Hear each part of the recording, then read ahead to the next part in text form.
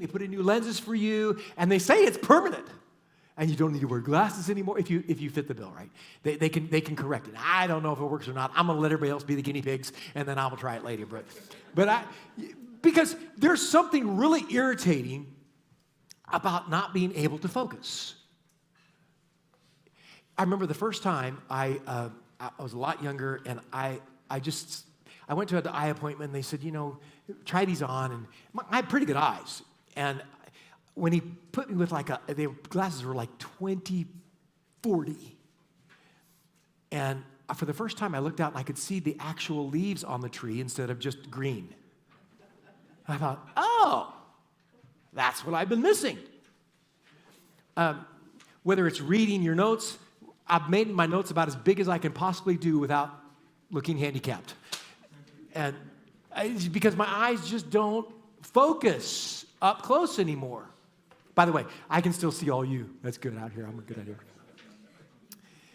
Focus. We're going to talk about, we're in our series, and we're doing this Finishing Well series, and it's a good time of the year to do that. And to finish well, we covered that the first week. And this week, I want to talk to you, next 2 weeks, we're going to talk about this concept of focusing, to be able to focus well, and the next week is going to be love well. I mean, how do you finish well? And it's, focus well, love well. You need to get those two things right, and you'll finish well as well. So we're going to do that. If you've got your Bibles, we're going to be in 2 Kings chapter 2 this morning. Notes, you can follow along with those as well. And this morning's story talks about two of probably the most famous Old Testament prophets in the Bible.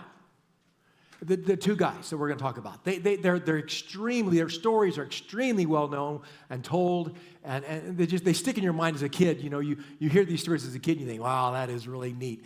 The two guys are Elijah and Elisha. All right? Great story from 2 Kings in particular. Now, Elijah, you recognize him. Some of the stories that he's most famous for were his ongoing battle with King Ahab and Jezebel. That was Elijah, right? So that's that story that follows along with him. He does all these kinds of miracles. The drought. He finds the woman that needs a meal, and she only has just enough flour and oil to make one loaf. And he says, "Tell you what, I got a deal for you. Make me the loaf first, and then you will never run out of flour and oil again." And God multiplies this lady's flour and oil. And she has, through the drought, all the food that she needs. That was one of those early miracles that he did. There's other stories where he raises the widow's son who's died. He raises her from the dead. But the one that everybody remembers is this one with Jezebel and the 450 prophets of Baal. The one on Mount Carmel, the big famous battle, the showdown between God and between the prophets of Baal. And that's that whole thing where they get to go first, and they're dancing around. Whoever can light the wood and the altar and everything, just light it on fire, and then that'll be God. And the Baal prophets run around and dance around, cutting themselves, bleeding all over, showing their Baal that, hey, we're serious. You should light this up, and nothing happens. And Elijah says a little simple prayer, and lightning comes down and wham, and ignites and burns everything. And that was the battle that started it all. And so after that, and Elijah, the prophets of Baal are executed, and Jezebel says, by the way, in case you're wondering, next time I see you, you're going to be as dead as my prophets. And he runs. And Elijah runs for his life and hides in a cave. And that's that whole other scene with Elijah. But that's the moment when God tells Elijah, when it's all over with, God tells Elijah, hey, it's time. I want you, when you leave here, to go and find a guy by the name of Elisha and anoint him the next prophet. And so that's when these two lives join. And Elisha has a lot of famous stories, which I won't go into at this point, except for the one which I think is the funniest. I don't know if funny is the right word for it, but one of the famous stories that Elisha is known for, and all the miracles that were taking place. because we're not going to get to these today. That's not the point. But the funniest one that I remember was Elisha's died. And they've put his bones, they buried him in the tomb, right? And after that period of time, there's some guys who have a friend who dies. And they're going to go bury him. And they go out to bury him in the area. And all of a sudden, a group of raiders come through, and they're afraid they're going to kill him. And so they take their friend, the dead guy, throw him down in the tomb. It happens to be Elisha's tomb. And the story says that when the dead man hits Elisha's bones, he comes back to life. Okay, well, let's get out of here now. And out they go. That's the relation. There's the two guys, right? We're going to talk about that story. And it comes from 2 Kings chapter 2, verses 2 to 13. We're going to talk about this thing that happens between Elijah and Elisha when Elijah passes off, if you will, the baton, the mantle, when Elisha takes over and Elijah leaves. How do you, and the story has to do with this ability to focus. Elisha is going to have to figure out, how do I focus? Stay focused so that I can finish well. Anybody here taking tests this week? How do I stay focused so that I can finish well? It's huge, right? That's this story. So here you go. Here's the story as we pick up here, verses 1 and 2. And I said the very first point of focus, the ability to focus well requires that you don't leave. Now that comes out of the text. Don't leave. Here's the story. Verse 1 and 2. When the Lord was about to take Elijah up to heaven in a whirlwind, Elijah and Elisha were on their way from Gilgal. Elijah said to Elisha, "Stay here. The Lord has sent me to Bethel." But Elisha said, "As surely as the Lord lives and as you live, I will not leave you." So they went down to Bethel. I will not leave you. What's getting ready to happen in this period of time. What's getting ready to happen is, they describe it as the whirlwind. This is that story, if you recall, the chariot of fire coming down and taking Elijah up to heaven. Right? That's what's getting ready to happen here as we go through this whole passage. When it comes to finishing and not leaving the task, here's the thing you can kind of remember. Finishing is never as far away as it feels. When you're in the middle of trying to finish and it's getting harder and harder and harder, it's not actually as far away as it feels. You're actually pretty close. Elisha was this close to finishing. God had called him to be if you will, the replacement for when God takes Elijah. That's why he'd given him the mantle and he called him to follow him. And Elisha's been following Elijah around for at least 5 years, somewhere between 5 and 10 years. He's been following him along, being the apprentice, learning how things go. How do you do all this? He's following. He's committed to doing this thing. And when you're in the middle of trying to finish something and it keeps going and going and going, you're wondering, is this ever going to be done? It's not as far as it feels. It's almost done. And you don't want to leave right in the middle of that. And there's always, by the way, there's always a good reason for you to stop. You can always come up with a reason why, well, I'm just gonna move on. I don't have time to do this. It doesn't really mean that much, and I'm just gonna stop. I'm gonna quit. And Elijah, this is interesting, because Elijah looks at Elisha and he says to him, "Why don't you just stay here? I mean, God's called me to Bethel. Well, you just need to stay."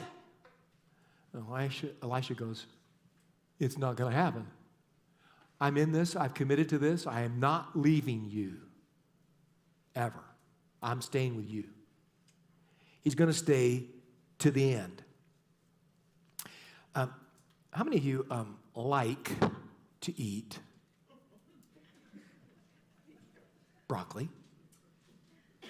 cauliflower, kale, and Brussels sprouts? Raw. I'm not talking about putting cheese sauce on everything. I'm not talking about pulling out the jug of ranch and pouring it out and eating it. I'm saying just eat it raw. Now here's the thing. You got to have a pretty good reason to eat raw Brussels sprouts and kale, because it is not good. You got to have a really good reason, all right? There are lots of things that you kind of have to have a bigger reason to keep going, because it's getting hard, and it's almost there, and you're still working at it, and it doesn't seem like it's ever going to end. It's almost like Elijah's saying to Elisha, do you really know why you're following me? I mean, is it just for fun because I do all the fun miracles?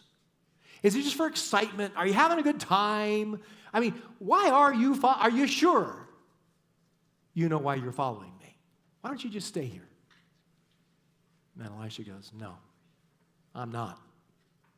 I will not leave you. I'm going to focus on what God has called me, you, us to do. And it's always, by the way, it's always going to be in the middle of the hard stuff of life that we begin asking ourselves, why am I doing this? Why am I doing this? Because this is not fun. You will always have moments like that. That's how life runs. And it's important for you to know, why are you doing it? Do you have a reason that's bigger than just, well, it's fun, or I like it, or someday I'm going to be rich and famous? Do you have a better reason, a bigger reason, a more important reason for why you're doing what you're doing? Because if not, you're going to get interested in something else, there, and you're going to go from thing to thing to thing to thing. Anybody can do that. That's not what's happening with Elisha and Elijah. Second thing that it takes, if you're going to focus well, not only do you don't leave, don't quit, but don't be distracted. Look at verses 3 and 4. The company of the prophets of Bethel, read that again, a little slower. The company of the prophets at Bethel came out to Elisha and asked, do you know that the Lord is going to take your master away from you today? Yes, I know, Elisha replied, so be quiet. Then Elijah said to him, stay here, Elisha, the Lord has sent me to Jericho. And he replied, as surely as the Lord lives and as you live, I will not leave you. So they went to Jericho. It's hard to stay focused when there are any number of really good things that you could be doing. It's not that you're being asked to do, in general, as a general rule, you don't get asked every other week to engage with the international criminal syndicate. It's not like somebody's coming up to you and saying, let's go rob a bank. No. They're asking do you have time to do this? Or do you have time to do that? Or do you have a little money? Have you ever, I got to tell you, when you watch the commercials, if you're watching TV, watching certain channels, maybe more than others, but I mean to tell you, every commercial, somebody's doing a video that rips your heart out and asks for money. Here's the problem. It's not that it's a bad thing, right? It's a good thing. The problem is there is not enough time or money or resources to do everything that you see that's good, because most of it is. You can't. It's not possible. You have to choose what you will spend your life on, your resources on, your time on, because all of the stuff is a good option. It's very easy to be distracted when you're trying to follow Jesus. Lots of good things to do. All right? So this is kind of a big thing. It's easy to be distracted from the most important things. That's what you're trying to find. You're trying to find, what has God given me and called me to do with my life and my time and my resources? Because everybody loves you and has a plan for your life. Everybody does. And it's a good plan. but it may not be yours. You need to know what God has gifted you to do. What skills, what interests, what passions has he put inside of you? What is it inside of you that God is going to use for his honor and glory in the long run? And that's what you need to chase after. And you say, well, will other people join me? Other people will. You will gather people who have the same heart and passion to do what it is that you think God has called you to do. And there will be other people that go, yeah, God's called me to do that. But you cannot respond yes to everybody and everything that comes after you, because it's a distraction from the most important thing. So the prophets of Bethel tell Elisha, you know, Elisha, we've been talking to God, and do you know that God's about to take your master? You know he's about to take Elijah? Yeah. I know. Shh. Don't mess with this. Leave us alone. Elijah makes another push, right? He pushes him again. Are you sure you know what you're doing? Are you sure you're going to follow? Because I know God's called me. Has God called you, Elisha? He goes, I'm not leaving. I'm not leaving. I'm not going to be distracted by all the people that are around calling me to do this and that and the other thing. Whatever it is that God's giving you, focus on that. All right, let me give you the third thing. Do not be discouraged. Look at verses 5 and 6. So they go on, right? So the company of the prophets at Jericho went up to Elisha and asked him, do you know that the Lord is going to take your master from you today? Yes, I know, he replied. So everywhere they go, the prophets, the other people, the other religious people in the area go, hey, we've been talking to God, and God's told us he's taken Elijah. Do you know that? Yes. I know. Then Elijah said to Elisha, stay here. The Lord has sent me to the Jordan. And he replied, as surely as the Lord lives and as you live, I will not leave you. So the two of them walked on. Everywhere they go, somebody has something to say to Elisha. And they're trying to get involved in it. It can be awfully discouraging when everybody keeps telling you that you're probably not doing what they think you ought to do. It gets a little discouraging. You start to wonder, am I really missing what God's called me to do? Because everybody keeps telling me I need to. If you're single, people are always trying to hook you up, get you married. Hey, I know somebody you might want to. I know somebody. They're always trying to get you married, right? When you were single, everybody loves you and has a plan for your life. I think I know what you ought to do. And then when you get married, what's the first thing they ask? Are you going to have any children? When are you going to have children? When are you going to have children? When are you going to have children? Because they know better than you do. And then when you have children, they go, you know, when I had kids, I did this I taught my kids to do. Everybody's always trying to tell you how you should follow Jesus. Because you should do what they do. You should do it the way they did it. Because if it's good enough for me, everybody ought to do it. No. Do you know that God's going to take Elijah from you today? Yeah, I know. Don't be distracted. Don't be discouraged. Stay focused. 2 more things. Number 4, be clear. Be clear, verses 7 and 9. 50 men from the company of the prophets went and stood at a distance facing the place where Elijah and Elisha had stopped at the Jordan. Elijah took his cloak, rolled it up, and struck the water with it. The water divided to the right and to the left, and the two of them crossed over on dry ground. Does that sound familiar? Little Red Sea going on there?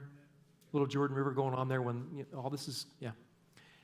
When they had crossed, Elijah said to Elisha, "Tell me what I can do for you before I am taken from you."